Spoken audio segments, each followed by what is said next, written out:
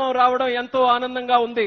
సముద్రాన్ని చూస్తే ఏ రకంగా ఉత్సాహం వస్తుందో, సముద్రం చూస్తే ఏ రకంగా ఉల్లాసం వస్తుందో, అదే రకంగా ఈరోజు బుడగట్లపాలెం ప్రజల్ని కూడా చూస్తుంటే అంత ఉత్సాహం, అంత ఎనర్జీ మిమ్మల్ని అందరినీ కూడా చూస్తే ఈరోజు వస్తుంది. అలాగే చంద్రబాబు నాయుడు గారిని ఈరోజు చూస్తుంటే అదే ధైర్యం, అదే నమ్మకంతో ఈరోజు మన ప్రజలకి చేస్తున్నటువంటి కార్యక్రమాలు మనందరికీ ఎప్పటికీ కూడా ఆశీర్వాదం అన్నది కూడా తెలియజేసుకుంటున్నాను. మరి అటువంటి నాయకుడు మొన్ననే 75 సంవత్సరాలు పూర్తి చేసుకున్నాడనంటే నమ్మశక్యంగా ఎవరికి కూడా లేదు. మాకంటే చిన్న వయసులో ఉన్నటువంటి నాయకుడిగా ఈ రాష్ట్రం కోసం అహర్నిశలు కష్టపడుతూ రాత్రనక పగలనక దేశ విదేశాలకి కూడా వెళ్లి ఆంధ్రప్రదేశ్ రాష్ట్రాన్ని నెంబర్ 1 గా తయారు చేయాలని కంకణం కట్టుకొని మరి పనిచేస్తున్నటువంటి వ్యక్తి మన నారా చంద్రబాబు నాయుడు గారని తెలియజేసుకుంటున్నాను. అటువంటిది ఆ రోజు ఎన్నికల ముందు మనందరికీ హామీ ఇచ్చాడు, మత్స్యకారులకి హామీ ఇచ్చాడు.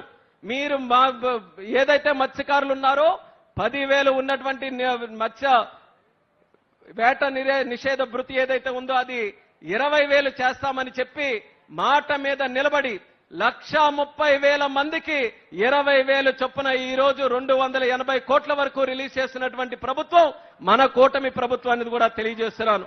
మత్స్యకారులు గత ప్రభుత్వంలో ఏ రకంగా అన్యాయం చెందారో అన్నది ఒక్క ఉదాహరణ మనం తీసుకొని అంటే తడ నుంచి ఇచ్చాపురం వరకు మనకు ఉన్నటువంటి తీర ప్రాంత జిల్లాల్లో ఒక్క అసెంబ్లీ సీటు కూడా విడిచిపెట్టకుండా కూటమి ప్రభుత్వాన్ని గెలిపించారనంటే మత్స్యకారులు చంద్రబాబు నాయుడు గారి మీద, పవన్ కళ్యాణ్ మీద, అలాగే నరేంద్ర మోదీ గారి మీద ఎంత అభిమానంతో ఉన్నారో ఈ రోజు మనందరికీ కూడా తెలుస్తుంది.